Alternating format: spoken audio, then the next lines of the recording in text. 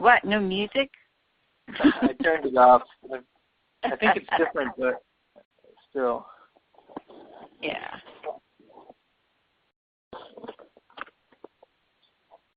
You were a busy boy today. You got the agenda up and everything. Well, don't I normally? I normally do. Excellent. I was a little bit, actually I was a lazy boy today because this is the first day I wasn't running around doing something. Oh, well, that's good. See, if we're in a new place that we've never explored, there's always an urge to go and film everything. And now it's getting to the point where Belhaven doesn't seem new anymore.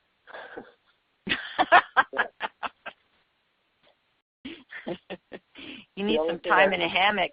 You need some time in a hammock under a palm tree. The only thing I filmed today was puppies. Was what? So, puppies. So last time we were here, we were staying above a barn. The town doctor has a barn, and we're staying in the apartment above the barn. And so he has this really long driveway, and then there's this highway. Basically, it's a roadkill highway. It's a two-lane highway, and there's 3 puppies, like 5 weeks old, lying in the street. They're just hanging out there. Wow. And so I picked up 2 of them, and then a car was coming, and so I put the 2 of them in one arm, and I used my other hand to point to the third one, so the car went around it. And then we located where the puppies live, and it's this Latino family, recent immigrants. We can barely communicate with them. The son has to translate. And we found out basically that there had already been 1 litter of puppies, and almost all of them had been run over. So I know. So we have arranged to have the puppies transported to a place that has a fence, and the puppies are welcome indoors if it rains, which it has been. So right. With puppies. Wait, what kind of puppies? Well, the mom kind of looks like a pit bull, but the puppies look like they're golden retriever puppies. So I think the dad's probably a golden retriever. They're going to have personality conflicts for sure. No, I know pit bulls are very, very sweet animals. I'm joking. If you go to facebook.com/Story of America, you can see 4 pictures that I took over the last couple of days. So we just have 4 people. Is Dan not going to make it? Dan's in London, so I'm doubtful. Okay, and oh, wow. Justin has been communicating busyness to us. It's school. It's his mixture of school and actual business with big marker. That's what's been messing with him. Yeah. Right. You know, we moved the meeting to tonight so that he could attend. So maybe we should reevaluate that. No, because then I won't be able to make it on Wednesdays anyway. You moved it because both of us are able to do it on Tuesdays. Right, but I mean, if it's an hour earlier, an hour later, I don't know. Oh, I see your point.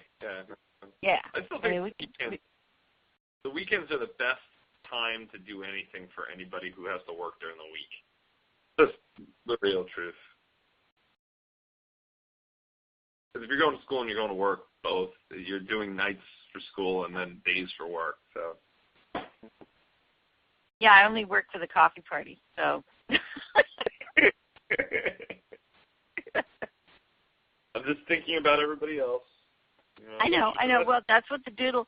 I think the problem with doing a doodle to try to get a time is that scheduling really is a conversation.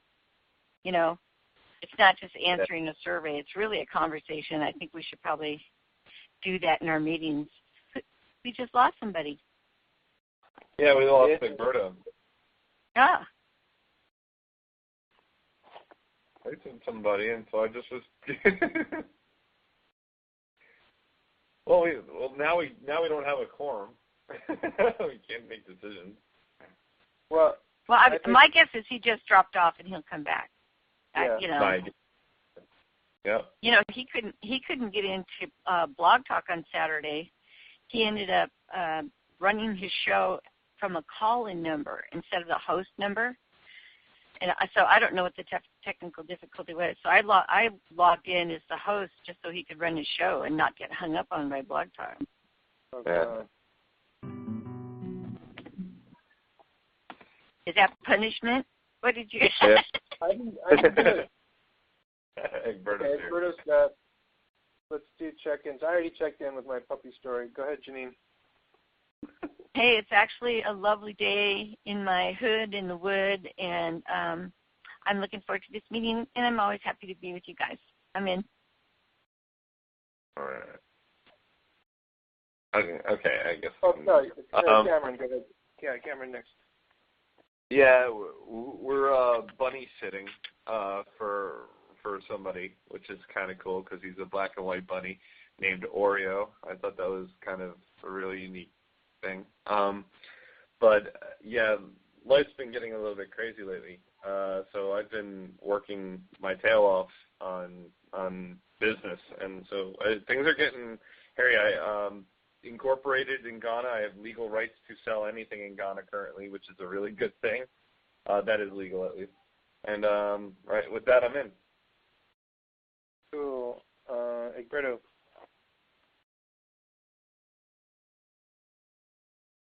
You might be muted.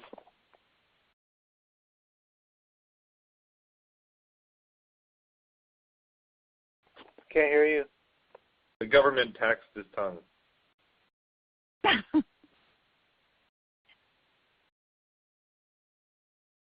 It needed the taste buds. Yeah. Egberto Willies, how you doing? Are you on mute? Right. Okay, he hung up again. It just dropped off again. Yeah, I think he's having technical challenges. He certainly was on Saturday. That darn reception. Well, I got to tell you guys while we're waiting, there was for 20 minutes today on our Facebook page, there was quite an incendiary post from our newest and youngest member, Nathan Pierce. It called the protesters who took over the government in the Ukraine Nazis and fascists. Whoa! And they criticized the American government for. Here's Egberto. Hello. Hello. I don't know what's going on. I could hear everything, and I looked at my scope. Everything says that I was transmitting, so I don't know what's going on. Anyhow, my check-in is, for some reason you couldn't hear me, so I'm back. Go ahead. Okay, cool. I'll tell you guys about the Crimea post when we get to newsroom. Okay, so the minutes, I have been going backward in time, and between now and the next meeting, I will share a document that summarizes everything that's happened since John Cashin resigned. I don't know how far. I'm still going backwards, but I think it's been like 6 months. Wow. Okay, so any questions about that? Jeanene's typing something. Jeanene, all the mics are open. Oh, I just said thank you. I was typing in thank you. Okay. This is 4 people on. I still want to hear the Ukrainian story because I want to see how that ends. Well, I just deleted the post. With the call coming up, I just didn't think like we had time to go through a whole conversation about it. So I just deleted the post, and we have a newsroom call tomorrow, so we can talk about it then. But I was surprised because I hadn't seen anything like that in description of the protesters or the new government in Ukraine. But it was something that I think, basically everybody who read it thought that somehow we'd been hijacked by Russian propagandists. Yeah. So I don't know. But, Egberto has posted to the newsroom that there's some truth to the Nazi accusation. So It's not only the Nazi. It's Robert Parry has a good. He's been trying to get traction. Do you all remember that incident where the lady from she works for the State Department, and the Russians intercepted the call, and the call that they let loose was the call where she was saying which new leader would be appropriate to be the leader of Ukraine. Okay? Now, the reality, when you read Paris' piece, which is annotated, there's a lot that we were going through really to destabilize Ukraine, to make them a part of the European Union. And then you really have to ask yourself the question, if Russia were to come into Haiti or try to make your footprint and expand your reign to Haiti or Costa Rica or one of these countries, what would our reaction do? Would we do something like that as well, especially the way that they were actually undermined? I mean, I am not defending Putin. Putin is a criminal, okay? And what's his name is also a criminal. What's Roshenko? The guy that was the president of the thing, that he was duly elected. That is like Bush was a war criminal. We didn't since we didn't impeach him, we didn't have some sort of revolt to get rid of him. So, I think you have to let the story out. And if I didn't get a chance to read the story, I have to admit that. I don't know what you saw, Eric. I didn't get the chance to read the story. His story, meaning the one that you deleted. But if he was paraphrasing some of what Parry had to say and some other people as well, it's a real story. And I think what was done wrong is back in the Iraq time, the same thing occurred. The news media was all over in the administration's favor, and we all know it was sort of a collusion. And I'm reading this right into the same thing here. That everybody's on this bandwagon about how evil Russia is, as if all of this happened in a vacuum. There was no undercurrent. It didn't happen in a vacuum, So that's the reason I put on the newsroom. I think we should have had somebody inside of the comment area saying, "Let me give you this. Let me annotate this for you, and you can take a look and read here, read here, read here." I don't know whether he had that in his document or not. The term Nazi and fascist, well, I will say, at least from the perspective of smoochy quality, that's not very smoochy. I'm not sure if anybody's ever seen the movie Death to Smoochy. It's just such an awesome film. But when it really comes down to it, I think that's the line that we can draw. If it's not in pure unadulterated hilariousness and satire, and it's like that, it's kind of derogatory. Insert the word Jew into anything, and it's the same way. It wasn't a description. The Nazi wasn't a description. The Nazi was that the Nazi party is a 3% of these people that are revolted to overthrow the government. Part of them are the Nazi party. It's not, in other words, we're not calling somebody a Nazi. We're saying they are the Nazi party. Are you? Oh, really? So you're saying that there's an actual element of Nazi fascist people who are a part of this, and that the story itself was described that way, rather than it being somebody being flagrant? I didn't read the story that Eric deleted, but I'm telling you that in Crimea, not in Crimea, in Kyiv, that there was an element. In fact, the ones that got killed during the ones that were very violent during the demonstration, because remember, they goaded the police to come into the square. The police, they had an agreement. There was going to be no killing, no shooting against each other. And then these guys started to throw their Molotov cocktails and their bricks because they needed to foment a confrontation. In order to get what they're wanting to get. Yeah, I understand your point. Makes sense. Oh. I mean, there can be a written on the newsroom. You guys can talk. We can talk about specifically getting that done right, rather than having a Molotov cocktail of Nazi and fascists being thrown at them. So I don't know what the story is. That I just know that any time that you institute term Nazi, maybe neo-Nazi makes some more sense. Maybe, neo-fascist makes sense, and that they were part of that, and that there's actual evidence to show that. But yeah, whatever. Well, we're beating on the clock here, I guess. And there's 4 of us. Yeah. What do we have to go over tonight? Okay, so let me.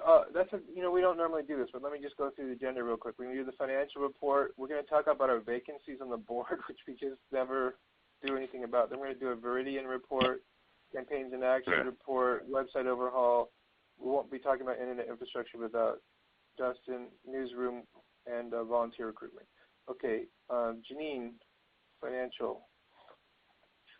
All right, I'm putting the link in again. There it is. We're in much better financial shape right now than we have been for a long time, and that's even with our having already in March paid out $500 of debt service. You could see our PayPal balance. I weekly transfer the PayPal balance, so this is what it is today. The bank balance is over $3,000, and the budgeted accounts payable not yet paid is about $700. And one of the payments not included in the $700 is currently sitting on the credit card, and it's my practice to pay off the credit card the day before the end of the month, so that we incur no interest for that. So you can see we're like $2,500 flush, which is good. The dark side of that is we're still having, as you can see, I put briefly that we're having still daily upheaval over the automatic renewal. People are surprised. And we launched that project, in February or March last year, when we moved that membership drive from DSD to Nation Builder. And so I have a standard email I personally send one-on-one to everybody who cancels. And I try to tell them, basically I tell them, if you want your money back, I'm happy to write you a check. That your partnership is more important than our funding. And then I have another one for protests, same kind of thing. It's just sort of massaging the same wording. The question, and then we're using similar wording on the email that we'll be sending out the 25th of the month for automatic renewals that will be occurring in the following months, and it isn't finalized yet, and I have a little time, and in my priority list it's a little lower than these others. And then the question that Eric brought up last meeting is, should we have an email blast to all members, members only, but all members, saying we're having this challenge, people are being surprised, that doesn't make us comfortable. So what do you think, you guys? Should we go ahead and send out a blast to all members and just let them know we're on top of this and there are things they can do to prevent automatic renewal, or at least warn them that it's coming? Most people that I've talked to or had interaction back and forth with on email about this, it was just that they didn't expect it. That upset them the most. Okay, Egberto. Yeah, Jeanene, how many renewed this month, and how many of those that renewed this month sent in a complaint? I think we've had 4 fraud reports this month, and that's pretty serious. They went straight from I don't like this to a fraud report on PayPal, and so whenever we respond to those, we get dinged by PayPal. We've probably had. Well, we started out with probably at least a dozen people wanting their money back, but because I responded the way I did, they said, oh, keep it. I'm just canceling my annual renewal. And so we have the cancellations. I don't have that number in front of me. I could fill it in for you, though. But the cancellations. No, it's not important. I just wanted an approximate. Right. There are more than a dozen. We have so far in PayPal this month, if you go to the Facebook, there's a thing called the monthly sales report, one of the tabs at the bottom. I think it shows 81 transactions so far this month. And that may be a little double counting, because if they paid $30 and then they were refunded $30, that may count as 2 transactions. I don't know, but you can sort of see that out of 80 people, better than 10% of them are upset. Right. And this, the reason I said that, right, is, I'm sorry, if you look at sending out a blast to our members, right, and let's say 12% of them open the email, that is going to still leave a whole large percentage that probably won't see that. And, you know, first of all, what we're doing is not fraud. When they signed it up, they did sign up for the yearly renewal. Is that correct? Yep. Yeah, I'm not worried that, I mean, the fraud complaint is just a procedure that they initiate, and as long as we resolve this in a way that makes the client happy and PayPal is happy. So the thing that would cause a fraud report to go beyond a notification and request for a refund would be if someone requested a refund and they didn't get it. Yeah, well, and you see, I would... And then we have explaining to do. Yeah, I understand that. Now, I would still be on the side of saying not to send out an email in this regard because, like, you know, given that even if they had not known that's what they signed up for, that is what they signed up for. And the way you're handling it now, my only concern is the amount of work on you. In other words, I'm not really concerned about them per se because they really did sign up for that. I'm concerned about how much that is affecting you. Because realistically speaking, I think what could happen is you send to somebody who would not have complained, just sitting like, these coffee party people, I hope they get their act together, but they stick with us. But if you go ahead and prompt them for the action, they may just say, go ahead and cancel me now since it has not occurred yet. So, right. I'm comfortable with the notion that we just, you know, on the 25th of this month, I'll send it to everybody who will get renewed in April.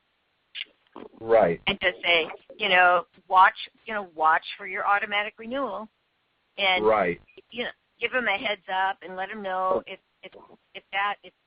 they can increase their. I think that's a good middle ground. They could, we could say that you could increase your amount, or you can change your amount. Some kind of words that make it positive. That say you could either make this more or you could make this less, and you could cancel. You know what I mean? It's like, but just the kind of, I think what they didn't get and what they expect from us is a heads up. And so I'm kind of with you. Okay. So because my hand is up at this point, I just want to get some of this out there. If you always put your product in a non-likable situation and an awkward situation, people don't tend to like it. So the better avenue of approach for anything that we're doing with this, because I know money is a strange one for people to discuss. Instead of us discussing about their recurring and their renewing payment coming up as something that, hey, you could do this, you could do that, people want to be led towards something. So we need to give them a reason as to why they should, A, keep their annual renewal up, and then B, why they should increase it. So instead of us discussing what we should do about the renewal notices and how they're being presented here, I would like to have an open dialogue on how we approach saying to them, look, here's this is what you guys did for us last time. Is there a 4 on the table? I'm not looking at the screen. Okay. No, that was my wondering, but I love that. Right. So instead of it putting our product of donation in a non-likable, awkward situation, we're putting our product in a likable situation of, here's where we're going with this. Here is what we're going to be able to do. It starts the first conversations of what we're about to embark upon on Earth Day, that we have big things that we're going to announce on Earth Day, that your support helps us to launch those things. And we would appreciate the support of, if you want to give extra, we promise we won't let you down. And that's the kind of stuff that we should put out. I mean, that's a genius. I think if you do something like, your renewal comes up XYZ, why don't you take this opportunity to make it more, or whatever fancy words they all use, what opportunity to increase it or something like that, where you're not even considering that they weren't going to, but giving them the option to go even more. So I love that.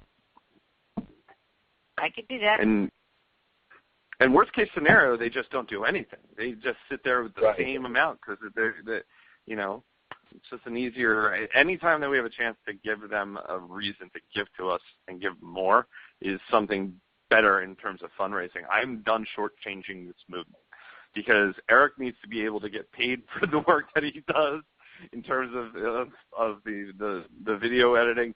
Egberto needs to get paid on you know, doing some of this website editing that he's going to get done, and Jeanene needs to get paid back. So I prefer if we start bringing more money in rather than worrying about people canceling. And with that, I'll yield my one. Okay, Egberto, is that a new one? Oh wait, he's muted. I Egberto, can. You can kill it. Is that it? Oh, never mind. You're saying? Okay. Yeah. Uh-huh. Okay. Well, I just started to type in. I typed in that whole conversation, but I started to type in some recent accomplishments we could tout in the email.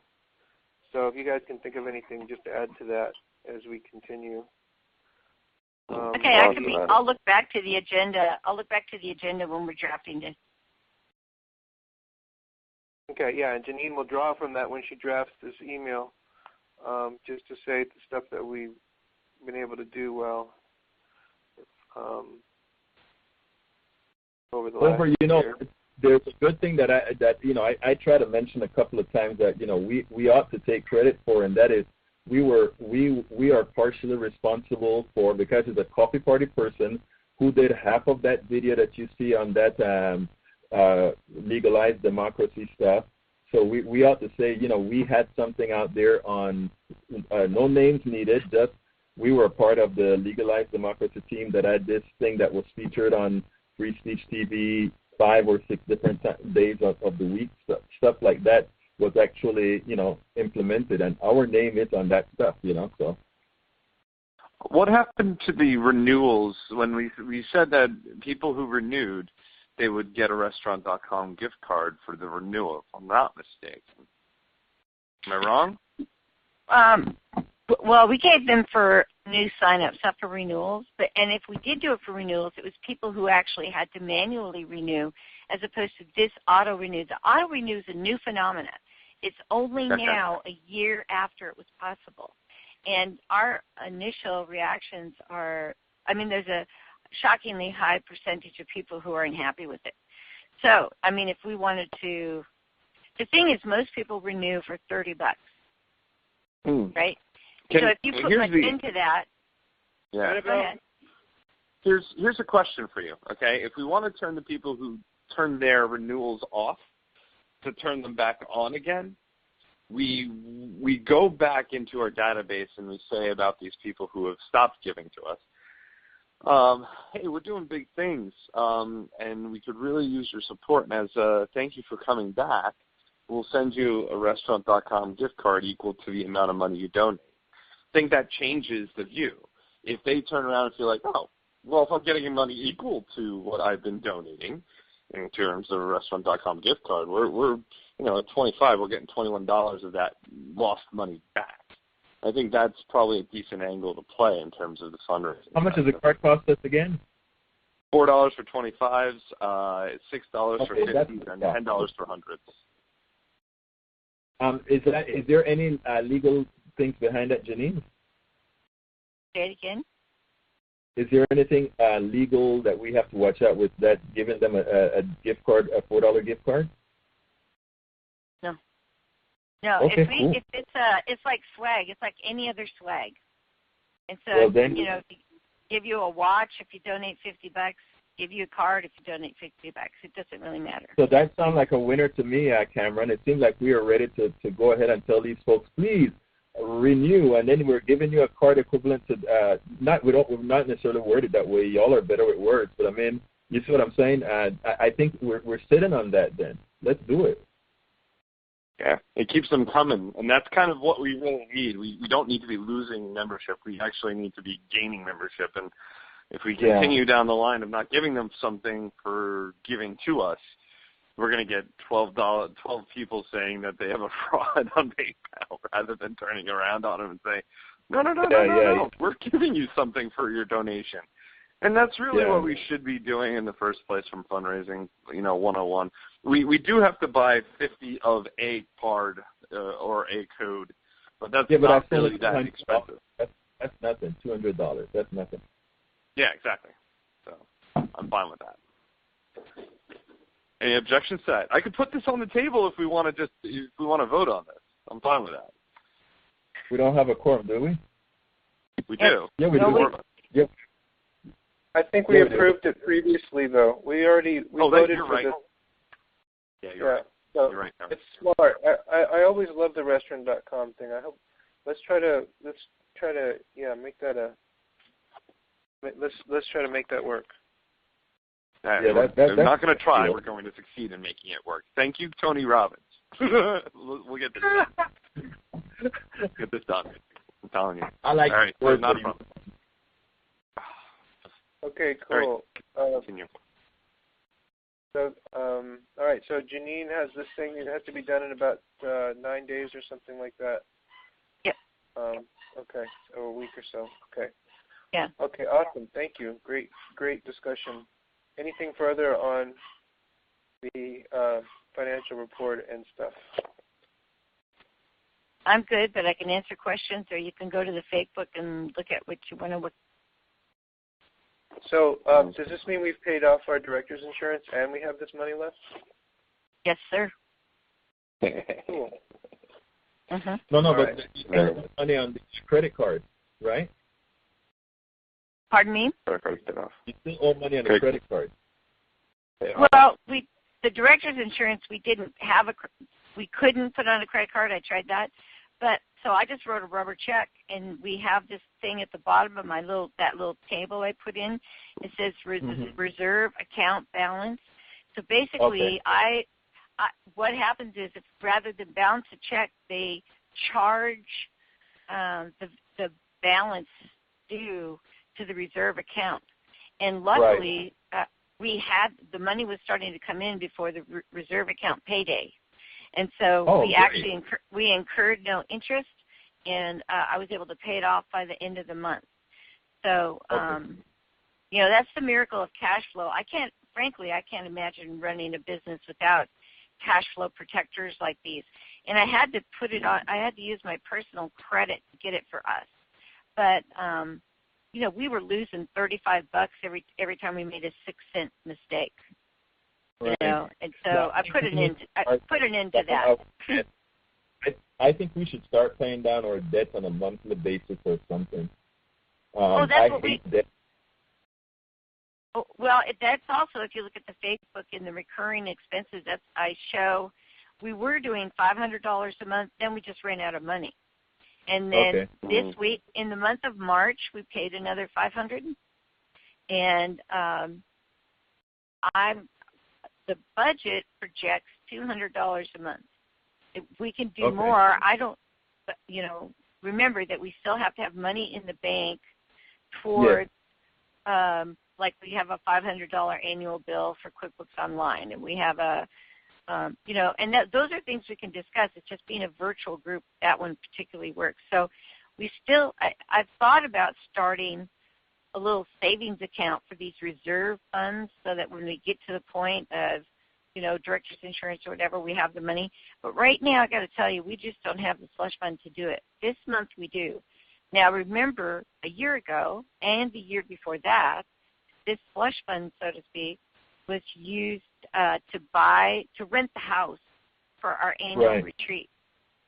So that expense isn't on our projections, in part because I had no idea when it was going to happen. But that's also a value. Let me see. I'm going to peek on if I were going to do that annual expense, if we have elections in June, it'll be July or August.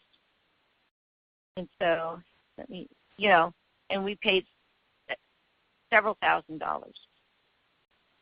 Yeah, that's quite couple grand for the bed and breakfast for the weekend. Yeah, that's. I am kind of angry at myself for not really pushing against that. from the fiscal standpoint of what we were supposed to do as the board is to make sure that the organization itself is fiscally sound. And as part of the board of directors, it's part of what we have to really engage in is the costs of being part of a board of directors. I actually think that's a conversation for another day, but one thing I got to tell you is it cost me a lot more to get to that meeting than it did any of you. You're right. We know. So if we're going to talk about the board self-funding the whole thing, I think we need to talk about who, in this case, my Marxism shows up. It's like everybody's costs get put in and then everybody's costs get distributed. You know what I'm saying? Yeah. So if we're going to cost me $600 to get there or more. So anyway, it's something we have to put into the budget.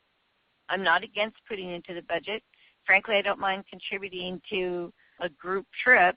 If I get my $3,000 back, I have the money. That's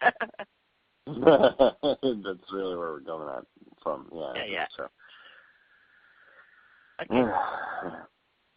Hey, we can always meet at my house. So is Google Hangout. I mean.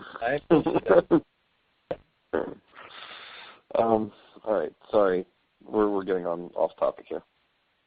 All right. What's the next stuff? Okay, you guys ready to talk about the vacancies and appointments? Okay. Yeah. So thank you for putting this document, the Google Doc for terms for board of directors. I bet you that was Jeanene. Yeah. Okay. So I just did a little work on that, and so if you look at the column number 9 for this year. Okay, so the one you made yellow. Yes. Now we're supposed to have elections at the end of. When were they supposed to be? In November of 2013, and we haven't. So I'm a little confused, but I think this column is correct. That when we do have elections in the summer, Jeanene and I, Cameron, and Cameron, and Dan would be running, and then whoever we appoint for Michael Charney's slot would have to run almost right away, and then we would also appoint 2 people. One would probably be a treasurer, because that's the slot. We'd also be appointing 2 people who would be not up for election until next year. I think that's what we're looking at, right, Jeanene? This is going to be a big change, total change of the board. It depends. Thank you. This is my concern, that our turnover is greatly impacting this. So, but you're right. So, like, if we don't have a secretary today, if we appointed Vince, my recommendation would be that be at least until 2015. But that's what it says here. Need to appoint until 2015 is when the secretary job is going to turn again. Yeah. Then the same thing with Dell. Dell's position needs to be filled through 2015. So those 2, if we appointed today, there'd be no problem because they're going to be on for more than a year. They're not going to turn around and run for office next month, literally next month. Yeah. And so then, but the president, the treasurer, Cameron, Dan, and nobody, because it's blank route, would be running for office. I'm interested in seeing who's going to run against me. Now, my question to the board at the very first retreat was, why did we do half the board, so that half the board was turning over every year? I was surprised that we didn't have 3, like there were 9 people. Why don't 3 come up, 3 come up, 3 come up? So that, because we actually run the risk of losing all our institutional knowledge here. And so, or another thing that some groups do, I'm just throwing this out to talk about real quick. They'll be like a pro tem, there'll be a president, and we don't elect the vice president. The vice president is appointed by the board it's within, right? But if we had a vice president that was in the queue to be the next president, then that would be a little less scary. But so what this does tell me, though, is that today, we could appoint 2 people today, they'd be solid until 2015. But the Michael Charney position would be running in 2 months, and then 4 of us just come up on the normal cycle of things. I'll stop. You talk. All right. Well, I guess that just means that we have to be smart with the 3 appointments. Right? Well, yeah, 2 of them would be stable. 1 of them would be running in 1 month or in 2 months. Yeah, 1 month if we don't change something. 1 month? Oh my God, is it that quick soon? Yes. Yeah. Yes. Yeah, it is. Because we wanted to seat them July 1st, which is the beginning of the fiscal year, which means we have to start April 1st in recruitment and investing. Mm-hmm.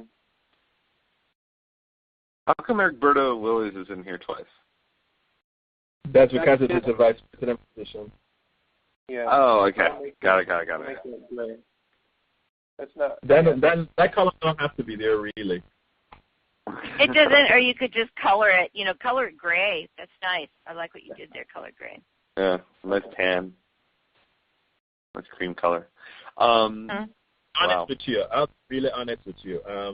I personally think right now, for the sake of Coffee Party, we should not bring folks on for some 1 month period, but whatever we need to change in the bylaws because of extenuating circumstances, let's bring these folks on for their 2-year term.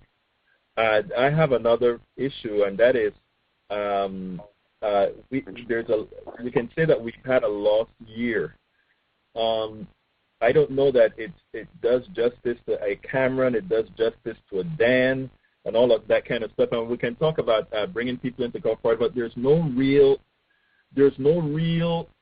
group of people that are exhibiting, let's say, the passion for the Coffee Party than the people that are currently on the board that are up for election.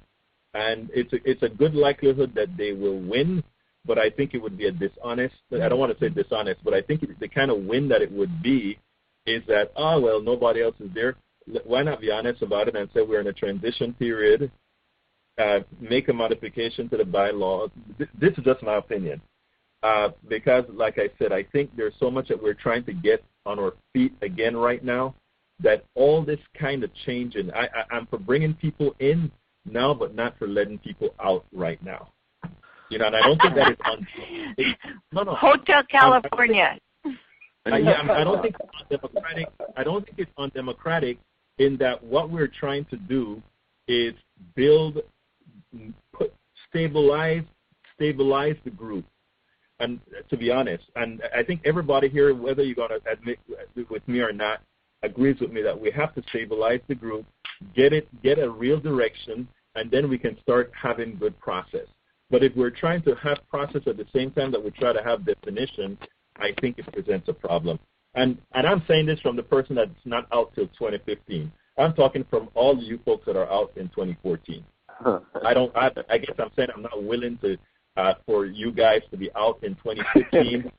There's so much of a process that we have to get to, not a process. I hate the word process. There's so much that we have to get done to stabilize the place. True. I got a 1-up. Oh, sorry, Cameron. Go ahead. I was being secretary. All right. Yeah. No. I know. I see what you're doing here. All right. So here's. Is this? Let me ask everybody this one question. Is this a business, or is this a democratic entity? First and foremost, I want to ask that. Okay, it's both, right? Because we have the democratic side of this movement, and then we've also got business to run. So every other business that I know of, any corporate entity, do any of you know of any other one that runs their business this way? At least from the perspective of maybe the shareholders do, right? So they have votes on their board of directors in terms of confidence, that kind of thing. So if what we have here is a vote of confidence, in my opinion, that's really what this means. If somebody wants to challenge, more power to them. I think that's the way we really should look at this.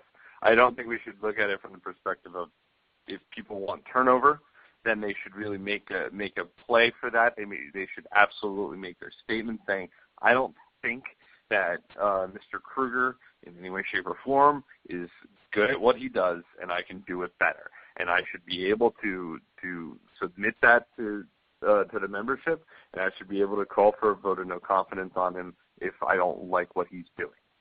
Or to that effect. It is a bylaw change if that's the case. But I look at it like this.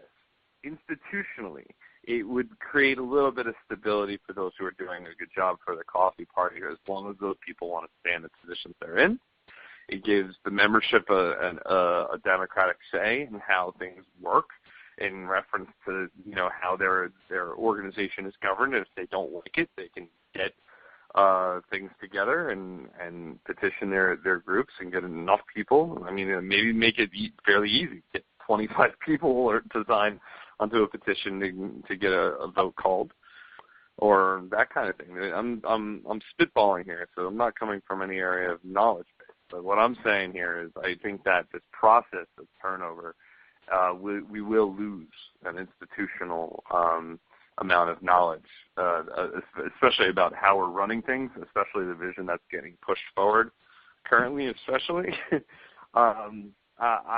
I look at this and I say we're all in a position where this is going to happen at some point. But I think that we need to have stability in the coffee party currently more than we need to have changeover. I heard a phone that somebody hit a one. No, you hit one. I hit one.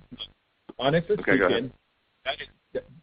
speaking, what we are saying, and what we're saying is that we think at this point in time, and I'm not disagreeing at all, but I think we're saying that at this point in time, based on all that has occurred, we are the management team that Coffee Party needs to get off the ground and whatever. And when you make the mention as far as the democratically bringing, forcing folks out, it's the same process that I always talk about when we have term limits and that sort of thing. That, particularly speaking, I don't like term limits, but it's sort of iffy with what you're saying here. While we're getting together, I don't have a problem with what you're saying at all. In other words, find a way. I would like to find a way to change the bylaws that let us stay on and get this stuff into a real juggernaut.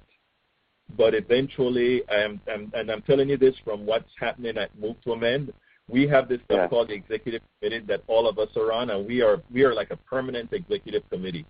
And what we're starting to have now is pushbacks from the field, like, who made you guys God?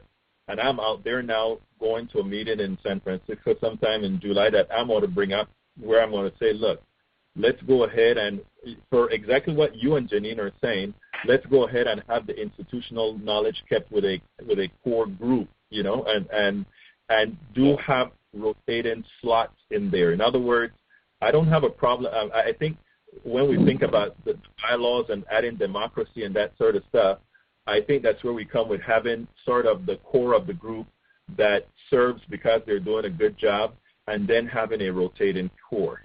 That is a proposal that I'm taking over there, and that is, we have to respond to what the group is asking for, meaning the masses are asking for. At the same time, we know that a lot of what the masses are asking for, you bring folks in and they don't perform. So we want to have some sort of a balancing ground, and that is what I'm suggesting. I don't know that they're going to accept it, because some groups want to operate firmly the way you just said it. In other words, the core is a business, and we know what we want to get accomplished, and take it or leave it. I am not take it or leave it. I'm like, let's try to find a middle ground. But with you, but I'm saying let's have a core and then maybe transitional, a group that rotates out, in and out. I understand. In fact, I look at this from the perspective of this is how we can really flesh out the things that'll work. That's kind of how I'm looking at it. That's why I spitballed it out. I'm not trying to say this is the way it should work. No, but I'm saying we just have to be, I want to make sure that our good folks are here. I think all of us want to make sure our good folks are here. But at the same time, I think we have to be honest for the questions that are going to come. And you have to be honest with the answers that you're going to give. And, the truth of the matter is we like what we're doing here. We think that we are currently the ones that are executing or wanting to execute the plan.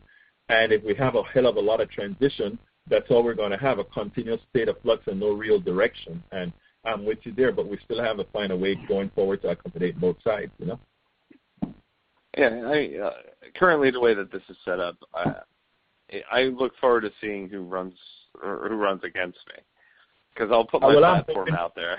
I am hoping that we can. That's why I brought up what I said. I'm hoping that we shouldn't go there if at all possible. In fact, if I would have to entertain the motion, I'd like to entertain the motion that we change the bylaws to prevent that from happening, and then maybe set up a committee to create some sort of a hybrid like I spoke about. Just a suggestion. Understood. Because I don't think we can lose anybody right now, is what I'm saying. I agree with you on this. I mean, we could sequester the vote for people who are currently here out of extenuating circumstances because we only have 6 people. We don't have enough people who have run for the board in order to cut down. We've culled back so much that we don't want to start culling down the route. You can get a lot of people to run if you really want to. I mean, that's a reality. If somebody wants to get somebody to run, that can happen. And the thing about it is that's not what we want. We want passionate people who are going to come in and want to be really. Oh, no, I'm saying we have a lot of open slots. I get your point. I'm not trying to say that we freeze these spots that are already here, and we just open up the spots for those who are running. And nobody's going to notice. I hate to say this, but nobody really is going to notice that we didn't have a vote for the people who have been in this for the last 2 years and are supposed to be up for their spots. I don't really think that they're going to. But we need to change the bylaws. If we're going to do these things, we need to change the bylaws and then do that. And then Eric has some people that he talks about wanting to bring in. I know this in the document. I know, I guess, 3 of them, but. Okay, Jeanene has a hand up. Sorry. So the folks are going to notice, if no one else, is the board development group. I promise you, they notice. Yeah, they and then that's their job, right? Yeah, and I think that this board in its bylaws was giving ultimate flexibility in altering terms of office, altering numbers of members. It was a good start to an experiment with no illusion that it was not going to evolve and change. If you remember, the reason I requested, by resolution we agreed, but it was my request that we not do elections last fall. And that was because we were no more ready to transfer power, or, you know what I mean? We were we had tripped, we had fallen, and we were in the process of standing up, dusting off and standing up. And so it would have been mean to do. So if we're going to reconsider this, and I think that's always valuable, that's actually one of our jobs that really no one else can do but us, right? We should look at a couple of things. One of them is, what are our short-term needs? Like, we have 3 vacancies, and we know that we need to fill them. And to me, part of the question is, how do we make it worthwhile to somebody? I mean, if you want, not every oil well has an oil well, fire master. But they bring those guys in when they need them. Maybe we need someone to be on the board for 3 months who can fill in one of these positions. But we do have credible candidates for a couple of them. We can do quickly. So we have the short-term need of filling the vacancies. We have the longer-term consideration of when should this board turn over. And an additional long-term consideration, is 9 enough if we're a working board?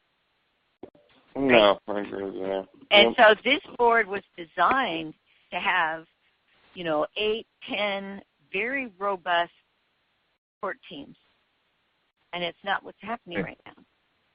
So you can either work towards that, returning to the notion of robust support teams, or you can expand the board and functionally, include whoever those team leaders would have been here in these meetings. I yield the floor. I have a one-up. Okay. Do you want to say something, Eric? No, you can go, Eric, if you want to. I was just going to try to summarize, but go ahead, Egberto. Yeah, I think I'd like to suggest that we accomplish something today. Let's bring on the board members that we can agree on today. I see Debilyn as one of the people in there. I'd love to see Debilyn in right away, and I think all of us could probably agree on Debilyn. I honestly do not know who Bart is. I know who Rusek is. Rusek is such a dedicated person. So, the one person that I can agree on right this minute is Debilyn, and I'd love to have her on board, starting to make decisions the meeting. Okay, we can take them one at a time. But do you want to?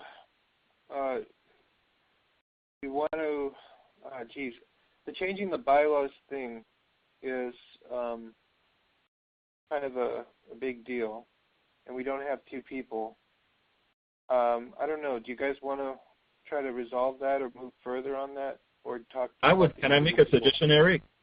I would suggest that it's 6 of us right now, right? And since it's something like the bylaws, let's get the folks on board and talk to them, talk this over with them as well, because we know the people that we think we want on board, so that they can also have an input when we start to mess around with the bylaws. And then even if it means that it will extend that period, and we're putting that on the table right now, that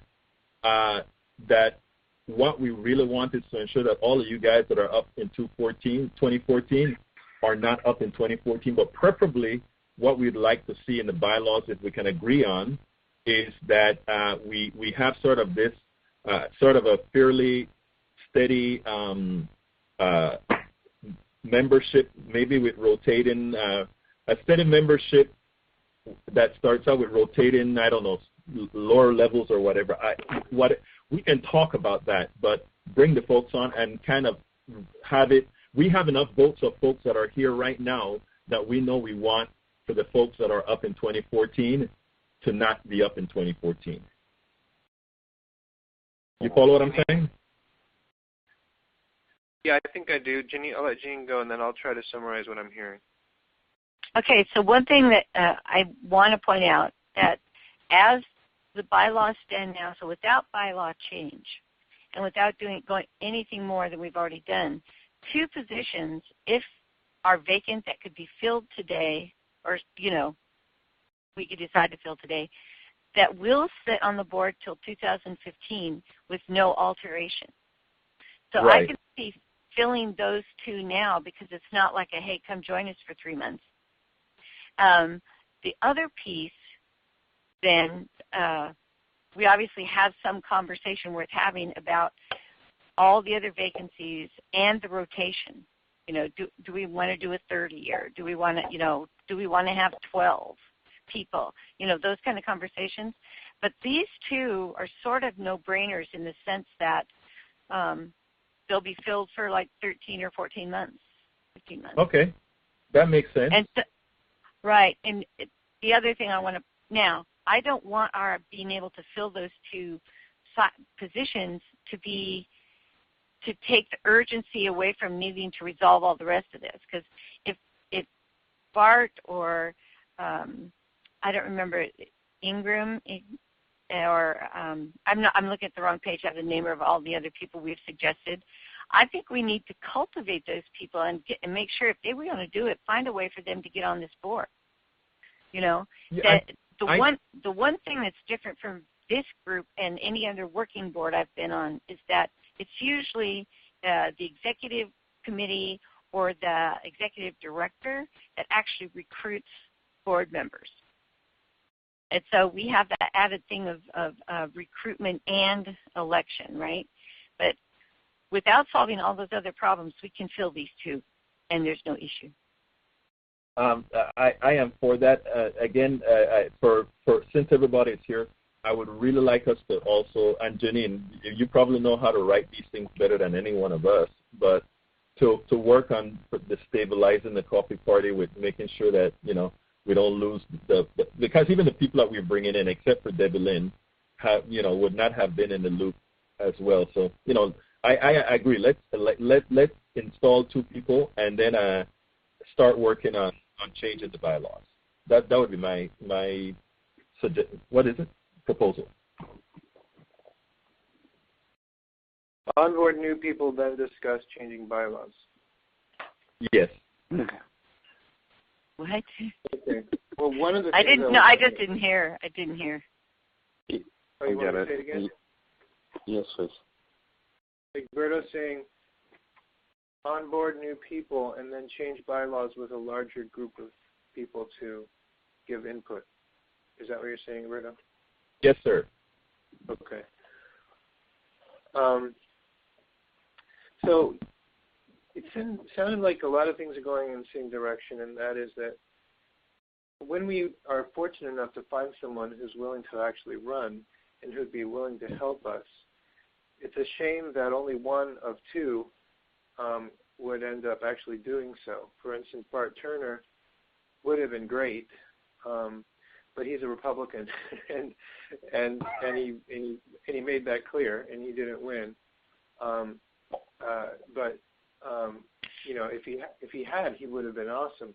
And so I guess what Egberto, it kind of clicked for me when Egberto said, I'm all for adding but not subtracting, because everybody who's on the board ends up being someone who does the heavy lifting, and so we want to get our numbers up. And the good thing, Eric, it may be interesting, is if you get Bart, you may actually be able to bring back Charney.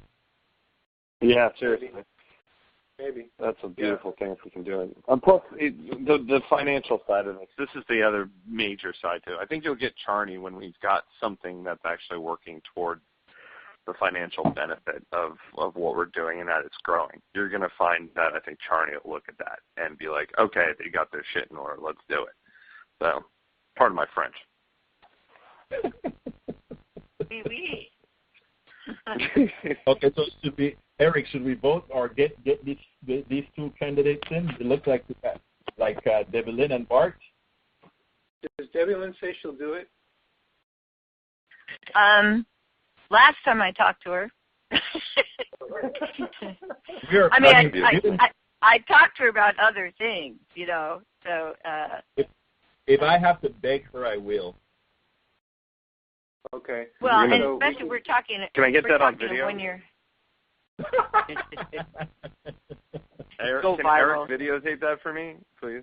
Can we edit I'll videotape it again, okay? Yeah, that's awesome. All right, sorry.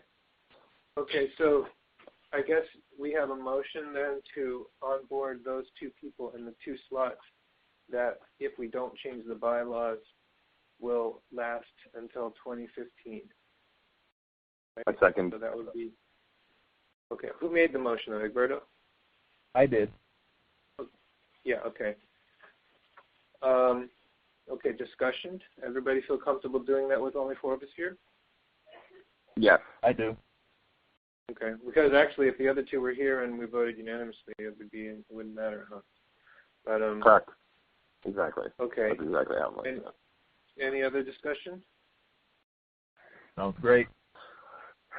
Okay, so let's vote 1 for yes and 2 for no.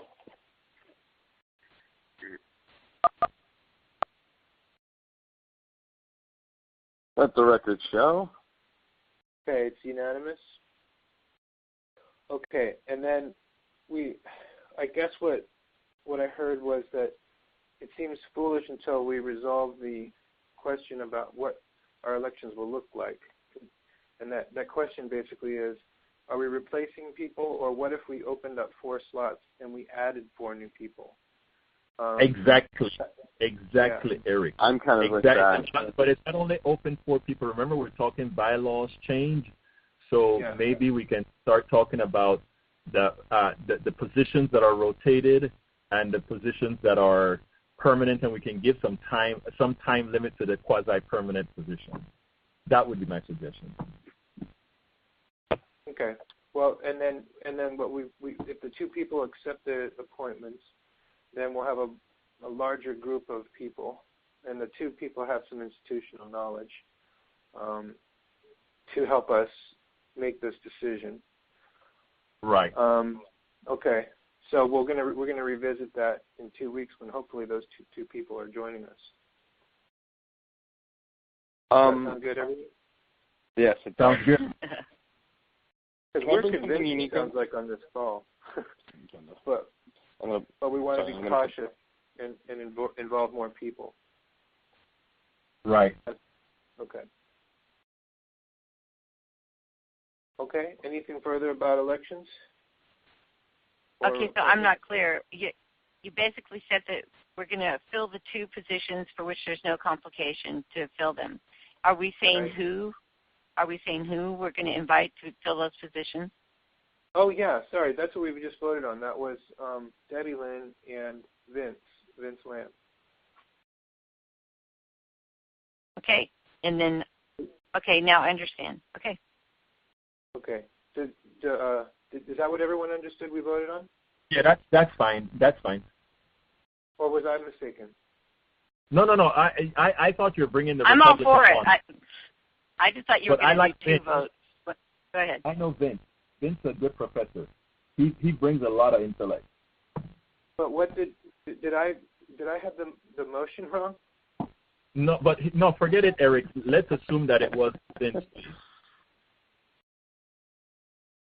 I apologize. It was my misunderstanding. I thought you'd vote twice. Once for yes, we'll fill these two, and defer the rest of it. Whether we add positions or alter expiration dates would be a different conversation. But we wouldn't hold up these two, and then in my mind we would fill the two.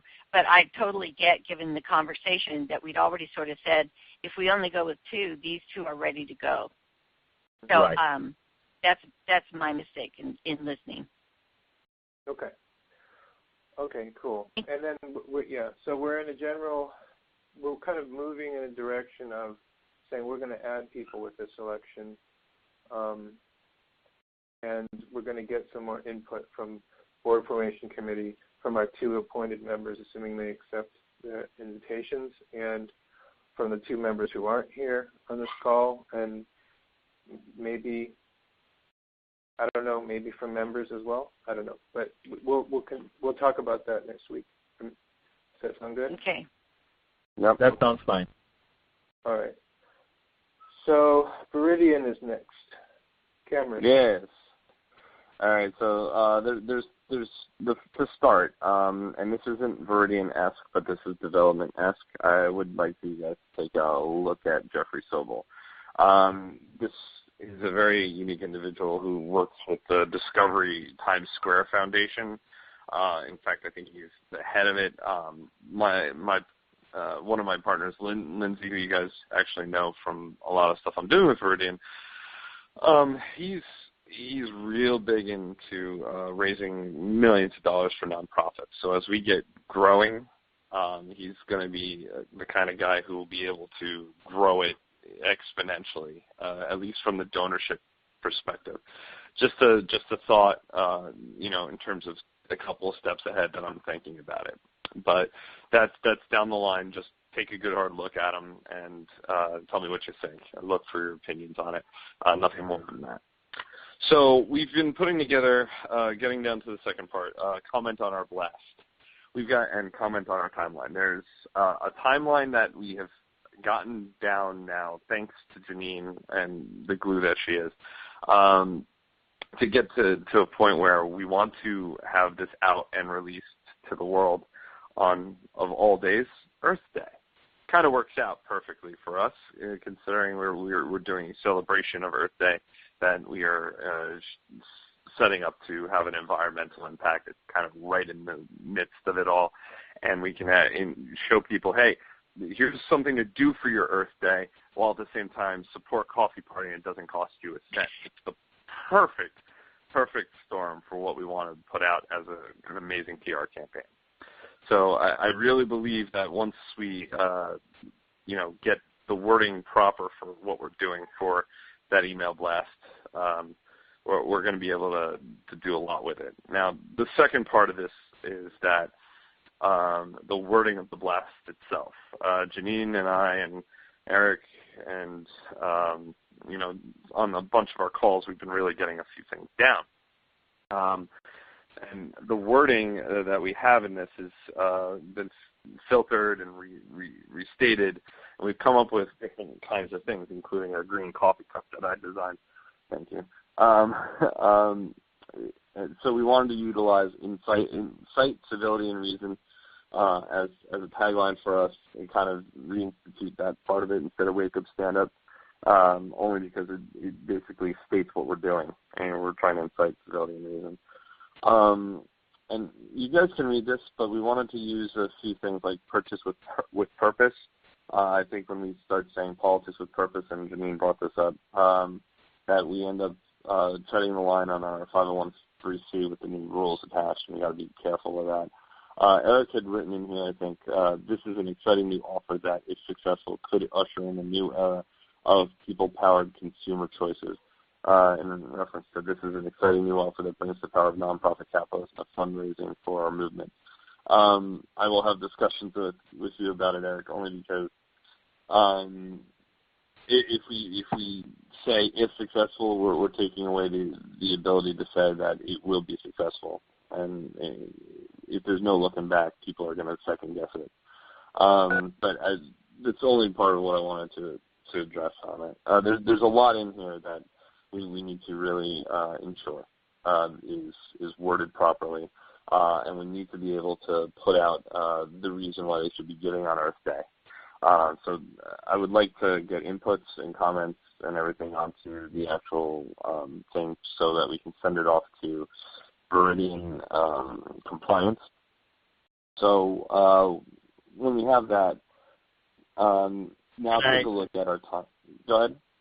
Did I hear a number? Are we talking about the email blast that you have there? Yes. Cameron? Yes. All right.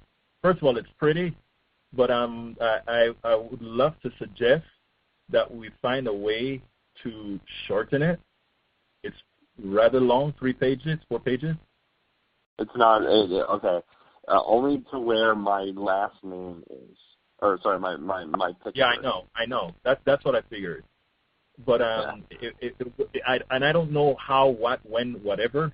But if this stuff could be one thing that is on one sheet, and then direct folks elsewhere, it would have, because people are so well. You understand what I'm going to tell you next. So, yeah, I know. People's attention span is very, very short these days, and I think in a lot of ways we've taught them that.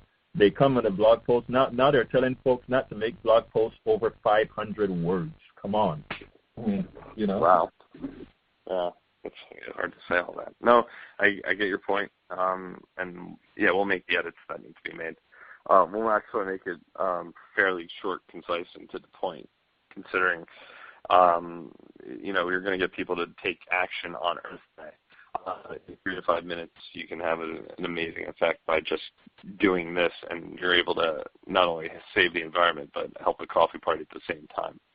And then I think that's going to be a real big kicker, because even if it's going out to our whole database, we're going to be in a position where if you play the numbers properly, that we'll make a good amount of money in one day just on bonuses, and we're going to have residuals coming in every month because of that. Just 500 people will yield us $1,500 a month. So it's really kind of a deal. Jeanene has a 4.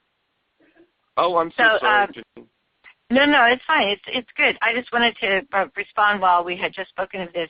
So this document has 376 words. It only looks big because we're using, prototyping, if you want to say, images and words. And the thing is, in Google Docs, it's in Nation Builder, we could template this so it would look smaller, because it is actually only 376 words. It's just we have giant header, coffee party, all the images are a certain size. We can't do the side-by-side thing. Yeah, we can't do the side-by-side thing. Google Docs. So what this is intended to be is send this to legal at Viridian. They will make sure that our word choice is ethical according to their understanding of, how to make it a righteous thing in their industry. And we're asking it at the same time, can we use this image? Can we use this image? Can we use this image? So this isn't an actual layout, and I agree with you totally. Cameron can tell you this thing's 1/3 the size it used to be in terms of words. I appreciate the update, Jenny. I didn't do a word count. I just opened it and noticed I was going from page 1 to page 2. That's all. So thanks for the clarification. Right. Exactly. And that's just because it's we can't lay it out the way we would lay it out in Nation Builder. Okay, I give up my 4 here. No, thank you. I seem to always get 4s, but I think it's always because I'm always talking continuously. That's basically where I'm at in reference to the blast. I think that there's a lot that we have that's good in here that, and that there's going to be a lot of commenting that has to go along with this, and I hope that it does because I really want to be able to flesh a lot of this out. And so it's really this is going to be an amazing trip to watch happen because especially when we're starting on Earth Day, it's just going to make this a little bit easier because when we start a movement with this, it's going to just grow the way that it did at the beginning, and that's an exciting thing. So in line with that, we always have to have a plan of action, and that plan of action came with the timeline that Jeanene has put together. And I want you guys to go take a look at it. It's a link right below the edit for the doc. And I'll wait for you guys to get in so you can see it. Can I speak? Yes, sir. Okay. Two things. The way, and this is personal, the way I am set up right now, there's a whole lot of things that I'm into, which means I don't personally want to know too much about the nitty-gritty after we decide on what we're going to do. I would just like to know what you want out of me for the site. What kind are we, or I imagine we want to start bringing the people to our site and then transfer them to Viridian. Is that how we are going to run this stuff? They just have to touch it. The less steps that they have to be involved in, the better. So if they just touch our site and then they end up on the Viridian WordPress site to explain what this is and the process and all that, then that's a whole other story. And I think that's probably the best avenue of approach because as long as they hit our Nation Builder site so we can grab their information, and then they go to the Viridian site to do what they have to do, and then they can find a way back. Viridian has a WordPress site handling the front end of our site? No, the site that you're going to build. Okay, so you want me to do the WordPress Viridian site. That's okay, and you're saying by 422, correct? Before that, I would say by 420. Okay. All right. Let's see. I would have answered that question no. I would have answered that question no because I didn't see WordPress coming into this at all. I thought we would have a page. It's the website. I'm sorry. I thought we have a page on Nation Builder. No, you're right. You're right. So that you hopscotch from the blast or from a Facebook post or from a Twitter or whatever to the landing page. It gives you enough intel for you to decide if you want to click through. And then we're going to jump them straight to Viridian. We're going to dump them straight to Viridian. And so that's and otherwise we don't know who they are. We don't know how people responded. Yeah, exactly. Sorry, that was my question because I'm wanting to know what project I have to work on because I have a whole huge project list for a whole lot of other stuff here that I need to go ahead and put this within the project list. Right. So this sorry, I misunderstood here because reading through what we had agreed upon, Jeanene, I'm seeing WordPress blog post Eric and VT rather than website landing page Egberto. So yeah, I was misreading this. Sorry to confuse you, Egberto. It's my fault. Okay, so 420. So you do want me to build a landing page on NB, right? On Nation Builder. Yes. Okay, yes, and then down below you have social media website. Specifically, what are we talking about there? Hold on. Okay, so here's the deal.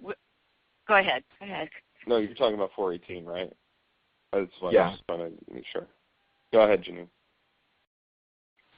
Okay, so basically, so the 418 due date is to have things done and ready, and then we'll probably test them, right? And then the landing page is like a done deal up here. Now, there may be a duplication, an inadvertent duplication up here. Okay. But basically what it says is once we get language, right? I mean, we could start laying out this page, but the language we'll use on the page will be sourced from this approved language that we're going to expose Viridian Legal to by giving them a copy of the blast. The other things included on the landing page will be up to this group to decide. So you could probably start building it even before we have the language. And then the objectives, like it'd be silly to build a page and not have the objectives. What is the intended outcome of this page, right? One of them is to capture the idea of people who actually open their, we'll already know who opened the blast, but did they click through? Right. So because they'll take to that page. And then the other thing is to actually sort of make our case. So there'll be a video there to link to. There'll be other things.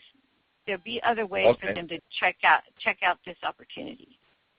The reason I'm saying that is we're talking now, guys, for 3.5 weeks. I'm looking at, let's say, 4 weeks. Yes. Okay. Yeah. So that's why you have to check out the timeline and tell us whether or not it's doable. No, let me tell you, I'm not concerned about doable. Believe it or not, I'm more concerned about whether Viridian knows that we're coming. You see what I'm saying? In other words, after we a page that's going to transfer the folks to the Viridian page, is the Viridian page going to have a coffee party flash screen and all that good stuff once we hit it? Absolutely not. No. That's our job. That's what we're going to do, right? No, I know. I know that when they click on the blast, it's going to come to Nation Build, and Viridian processes the information. My question is Viridian giving us an iframe to process it within our page, or are we transferring to a Viridian server? That question is going to be answered at the next meeting. The latter. I asked that question 2 weeks ago, if I'm not mistaken. It was the last meeting before the previous one. And Bill O'Hearn said he was going to get back to me. Jeanene, this is a great question to re-ask again. He was supposed to get that back to me. I'll write that email tonight.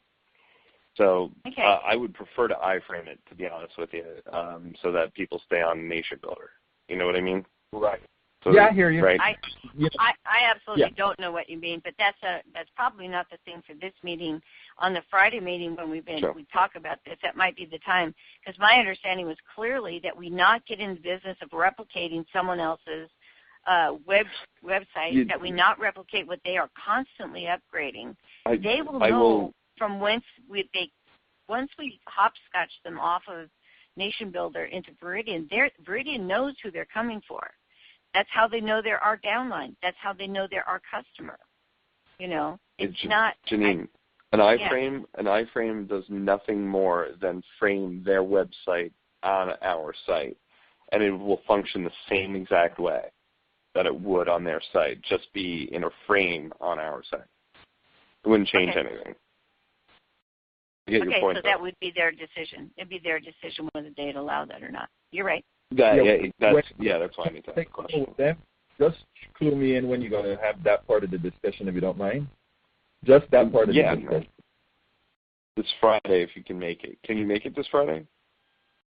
I am not sure. That's why I said I only need to talk to him about he should be able to answer my question in 5 minutes or less. Yeah, through email. You're right. Yeah. I'll get the question out to him tonight, and then I should hear back from him at least by tomorrow, if not the day after, which is right in time for the call. Thanks, sir. Hey, well, I am excited. This stuff is going to be ready to launch like this, which means I need to just get some fire off my ass now. What I really want everybody to be able to do is to take the wind that's going to come into these sales and, build more boats. That's really what I'm looking to see us do. And from a fundraising, if we're going to build a fundraising monster for what we're trying to get accomplished here, it's going to change a lot of what we can get accomplished, which is the whole point. Yeah, but let's not take the expectations too high. Usually these things start out pretty slow, and then you kind of build up on it. So I am with you, brother, but let's not get disappointed when the first thing comes in and it's not as much as we thought. But I'm never disappointed. I agree with your part. Okay. I know. Yeah. So the next part of this is the storyboard. Eric, we were talking about this afternoon, Jeanene and I, about the video that we had discussed for the insert, and she had a really great point. Instead of trying to fit our copy into their video, maybe a 30-second blip at the very beginning explaining, why this is a great thing, what we're going to get accomplished with it, and that we've fleshed it all out and really looked at this opportunity and said this was that the mission was in line with what we're trying to get accomplished in the world. And we'll let it be explained, and then bam, we move forward into the RFP video itself. She figured that was probably a better avenue of approach, and I agree with her. I wanted to get your opinion on that first, and then at the same time figure out when we can get the storyboard set up for it if you're in line with that idea. I don't know. I think that it's definitely the simplest thing. We could potentially just redo all the voice with one of our own voices, but of course the other option is just to post the video they already have and have it just be part of the landing page that people can, they can choose to view it. I think that the thing that's going to get them to click is just you can do a year's worth of recycling in a day or something like that. You can do something good for the environment. And then if they're really considering changing their energy policy, they're going to read and watch everything there is before they do that if they're smart. That's true. Jeanene, you can say what you want to say about this if you want. I heard you say my name, and then I wasn't sure what you asked me. I'm sorry. No, I said you can say what you want to say about the idea we had discussed earlier today. If you want, if not, I'll. Okay. Well, the idea was just to have put a leader in front of their video, because their video is actually very good about how they have a program to work with private nonprofits, right? And they have the example of the Equestrian Center. It's a very good example. But I thought the most helpful thing for someone who's considering this would be, 30 seconds or something of Eric or three of us, patched together whatever saying, basically, I know this sounds too good to be true. I've done my due diligence. I hope you're as excited about this as I am. This kind of, whatever we want to call it, voting with your budget can make a difference. Just very short, a way of saying, you could spend a lot of time looking at this so you can believe me. And some people will spend a lot of time looking at, doing their own due diligence, but we've offered them, the comfort that I never in a million years dreamed that this would be so great. So I don't think we need to do a lot. I just think we need to put a coffee party face and a few words of assurance feeding into what I think is a very good video about how this program works. That's all. Yeah. Okay. Well, It could be done very easily if Jeanene just talks into her iPhone. There's an app for iPhones that makes a pretty good recording, and she could just send me the raw material and I can edit it down. That's what I wanted to hear. Actually, it's sort of what we had discussed earlier today was we could get a camera sent out to Jeanene, but I think your idea is better, Eric. What app for iPhone is best? I could do it in photo booth. Audio is probably just as good. I mean, people know Jeanene from her voice as much as anything. That's true. Yeah. 3 senses is the way I was looking at it.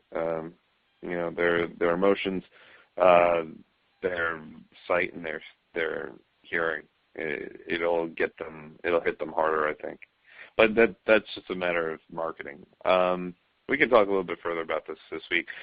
This needs to get done this week is the reason I'm bringing it up now. So I need to make sure that we have a script that says it right. Although, Jeanene, I think that you said it as bluntly as humanly possible. So let's set up a Google Doc where we can just script it out as quickly as we can, make it like a minute video of some sort, and then lead them into it.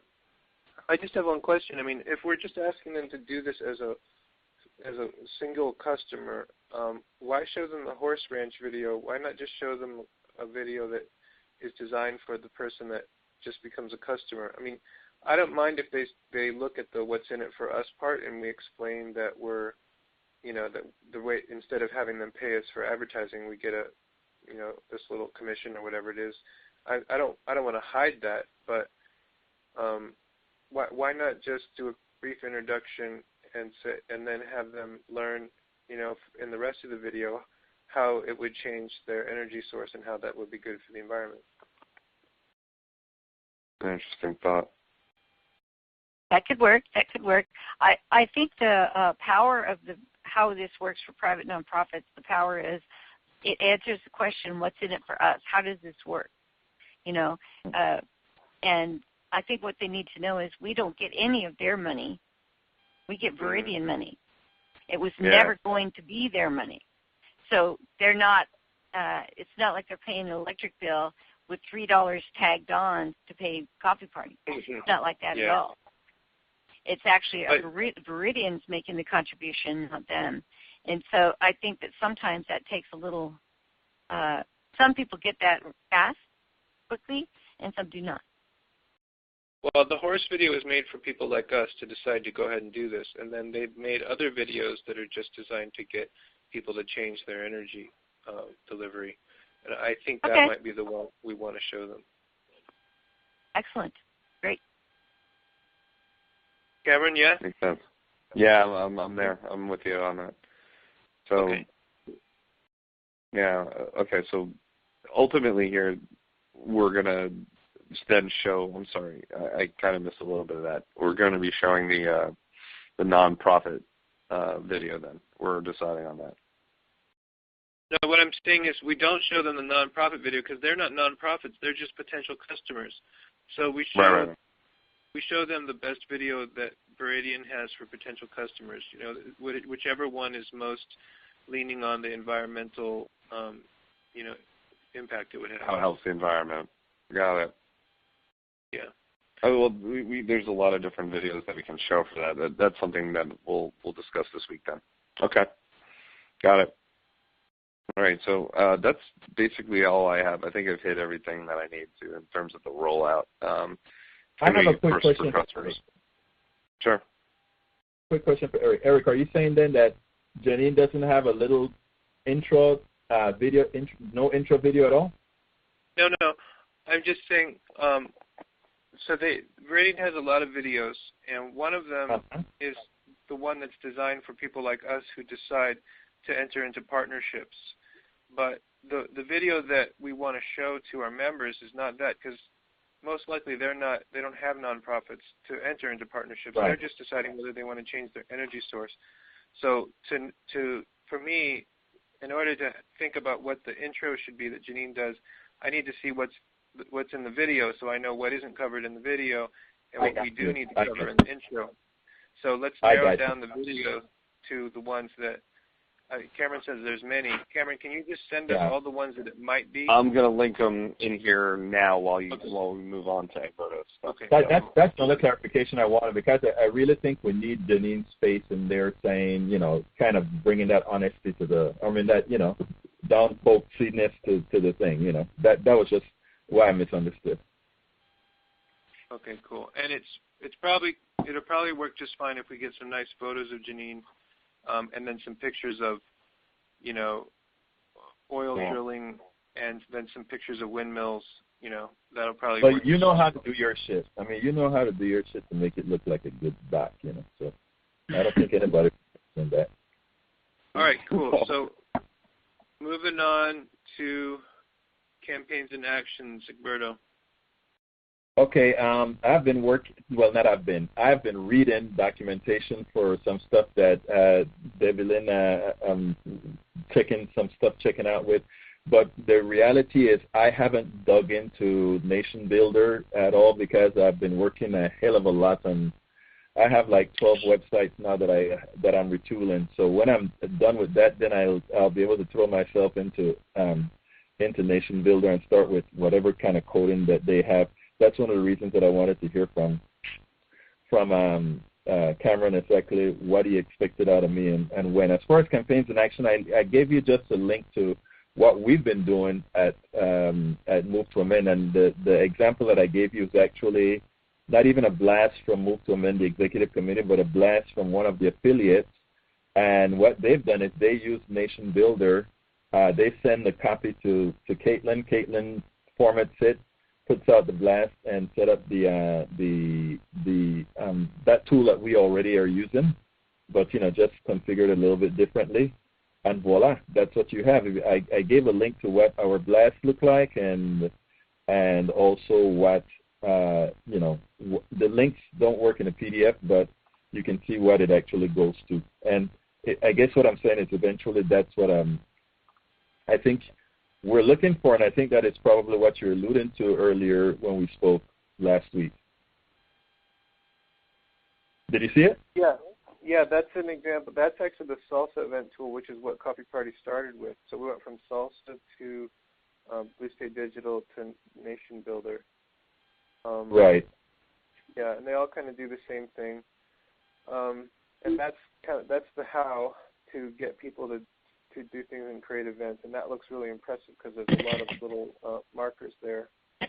I guess the thing we need to figure out is if this idea that we liked a couple of meetings ago is the good one, which is basically saying that we want our website to be something that people use to organize in their communities, not necessarily to do something as specific as a responsive and McCutcheon decision, but what they feel in their communities is needed, and we're sort of offering to be there to help them get started using our email list and maybe our social media platforms.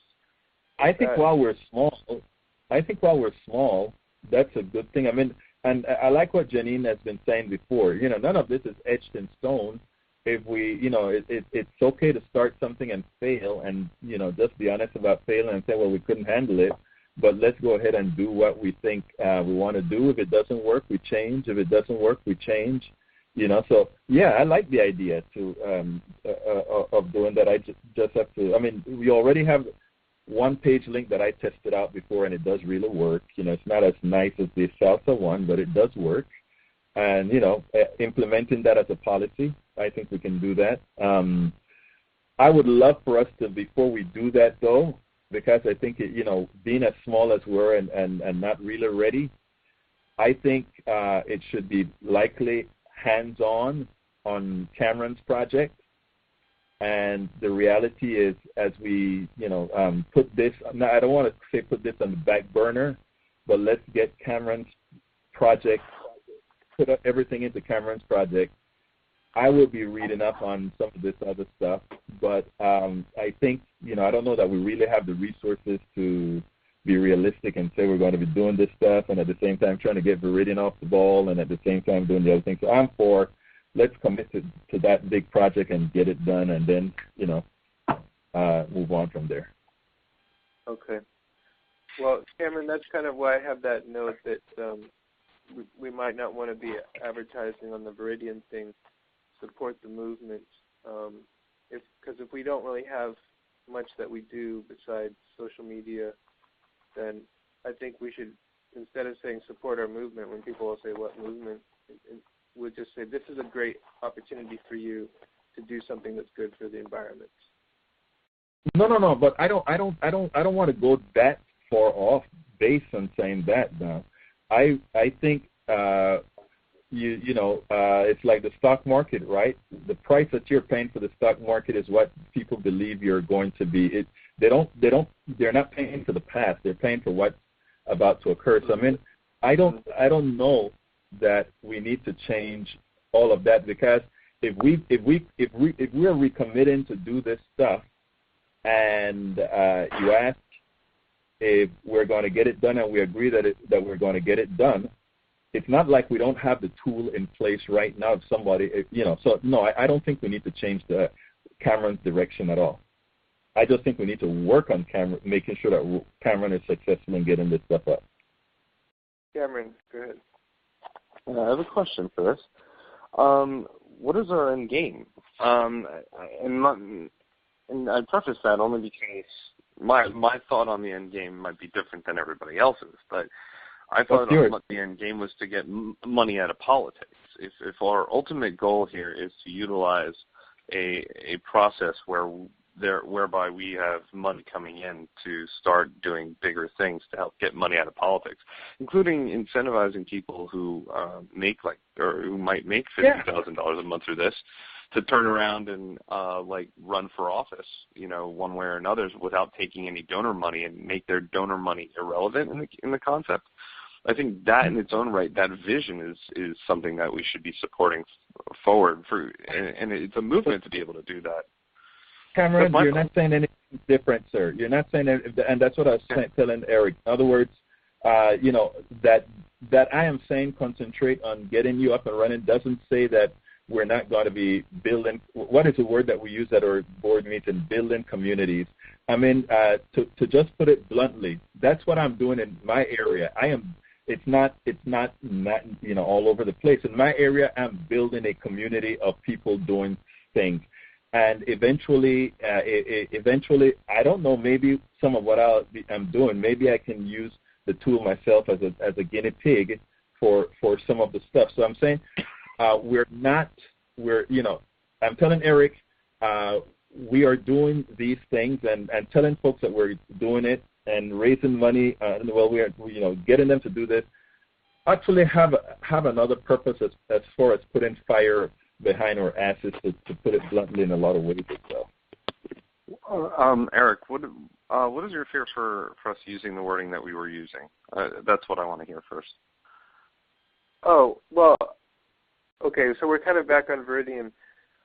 I'm sorry to do that again. That's fine. I just feel like we should say this is a great opportunity for you to do something that helps the environment. And if we do it all collectively, if we do it in a group, we're more powerful, and it could have even larger ramifications if this, if we all do this, if we all jump on green energy, it could affect policy. It could affect the power balance in our country. So what I'm saying is, do this and it's good for you. Do this and it's good for our country. But if we say do this to support the movement, then it's going to kind of sound like a fundraiser for one thing, and it's going to bring up questions. Well, how am I supporting Copy Party by doing this? And how much a cut are they getting and all that stuff? But also it causes them to ask, well, gosh, I haven't heard of anything Copy Party's been doing lately. So I want them to think about, okay, I take this step and I do something to help the environment. I don't want them to think, okay, what's Copy Party's cut and what's Copy Party been doing lately? That's what I'm saying. And Egberto just sort of reminded me of that comment that I had put into your document, and this is the reason why, is that he's right. It's hard to get things off the ground, two things off the ground at once. So the best we could do if we were to call the question, what is Coffee Party doing is promise that we will do something, but I'm just saying that let's not even bring that up and just present it to them as an opportunity to do something that's good for the environment, good for the country. Let me just add one thing, Eric. And the reason I want to add this, is I don't have the answer for this. I wonder how much it'll change the person's action if they understand that we intend to really continue building a movement, as opposed. In other words, I guess I'm asking, and I don't know the answer. Will it incentivize them more if they feel buying this is not only good for the environment, but it's also establishing, helping Coffee Party go forward with money out of politics, go forward with Wall Street reform, go forward with election reform, that sort of thing? Because a lot of people still have those things in the back of their head, and will that be a further incentive or not? My personal thought is that it would be, and and I'll be honest with you, look, a lot of what I'm doing right now is all politics at the detriment of my retirement. I'll be just honest with you. So this is not a joke for me or a thing for me. I really take what we're doing, and I'm talking about what I'm doing with Move to Amend, what I'm doing with Coffee Party, what I'm doing with Battleground Texas, because I honestly think we have issues to solve. So I mean, that is where I'm at, and so I am really thinking, whatever we do, we don't have to worry about. I think the people here are really wanting to go ahead and get this movement established. And not when I say established, I don't mean at a fixed point, but I mean constantly doing things and trying things and doing this and trying this till something happens. So I mean, I don't even think it's being disingenuous. I think we just, like anybody else walking through the steps. So I mean, like I said, if the answer is that it doesn't matter, then I don't, that you don't think that matters, or most folks don't think that matters, then it's all right to just say Coffee Party is recommending that you save the environment. But the way I saw Viridian all the while is that it's going to help us go forward. It's going to help us do the other things that we've been talking about doing, but haven't been able to because we don't have the money to do it. Exactly. Because for me, it's not selling a product. Yeah, I mean, that's why it makes sense for us on this board to do it.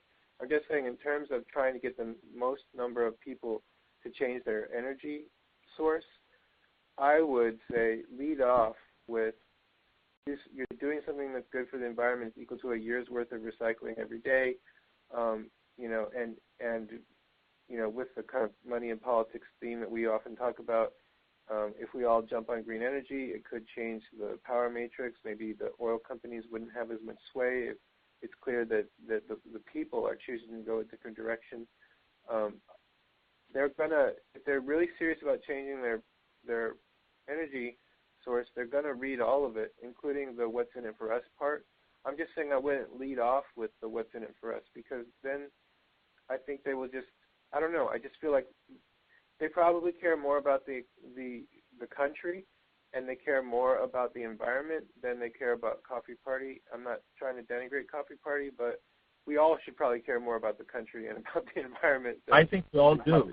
The thing about it is if we can get them to believe that Coffee Party wants to be a player in helping do that, that's all. It's proven that there's different personality types in the world. There's like maybe 25% of the nation that will care at minimum for the environmental causes. There's another 50% of people who are in a different mindset of politics that don't care either way on it, and there's another 25% are dead against it. My concern is not that we don't try and convince people about these things. My point here is I don't think we should be just limiting ourselves to saying, look, we're doing something great by the environment. But by doing something great for the environment on top of it as a bonus, as I think Jeanene put it in here, we're also now able to go help lobby Congress to get money out of politics. We're now able to incentivize people to do the same and supplement their part-time income. If we needed to later on down the line, we could say these things. But if this is the secondary discussion point, I get your point. I'm still just trying to understand why. Are you just saying that if we put it at the first, third sentence here, fourth sentence here, that to fund our movement, people are just going to look at this as to what we were stating, is that we are doing this because we want them to help us fund our movement by making this decision rather than by helping the environment? Yeah, I just wouldn't lead off with it. I would put it, deeper somewhere into lower it as they're investigating, and then we should say the $3 or whatever it is that comes from Viridian as a commission to Coffee Party, we're going to put toward fighting money in politics. I think that's fine. I think that'd be fine. Yeah, this is why I was trying to make sure that I was wordsmithing myself what I was just saying in the correct context so I can understand really where exactly you meant this. So if this is further down in the line, which I understand underneath power with purchase with purpose, this is an exciting new offer that brings the power of nonprofit capitalism to something else is what we really should say there then in that case. Our people-powered consumer choice, right? I get the point. So we have to somewhere in here state, and this is stuff we can go over this Friday. That's what I was going to ask. Right? If y'all can wordsmith that on outside of the purview of the board meeting, because I will have to leave pretty soon. Yeah, we only got 7 minutes, so go. Keep talking. Okay. The website overhaul, we know Egberto is working on it. Do you have a quick update, Egberto? No, like I said, no updates in the last 2 weeks. I have to finish up some personal stuff, and then I'll be on it. But I can say that what I was talking to Jeanene is when I come up with the front page, I have some ideas. She told me not to publish it, just go ahead and bring it to the board, and after that's done, after it's approved, then we go ahead and go live. Okay. Okay, cool. The front page thing would be good to do anytime soon because yes, I agree. Yeah, okay, cool. Okay, newsroom. Well, it's tomorrow. It's going well. People are enjoying it. We're going to have an conversation about the post that I deleted. So you guys are all welcome to join. Eric, can I interrupt 1 quick second? Could you? I know what happened, but in the future, could you just hide it instead of deleting it so that because there are going to be a lot of pissed off people that probably commented there and it's all gone. Oh well, they didn't take much time to call us communists. They just they didn't put a lot of thought into it. But yeah, you're right. We should have a protocol, because So that's one of the things we'll talk about. Hopefully Nathan won't have his feelings hurt right off the bat. And then volunteer recruitment is basically what I'm doing is I'm looking at the Nation Builder thing for people who sign up to volunteer either through the social media thing or or some other form. We have another form that I think Bell created. And then I'm inviting them to the newsroom because to me that's kind of the fun entry point. And then, for instance, when we decided to do the event tool, I asked in the newsroom if anybody's interested in helping and got 3 volunteers for Egberto.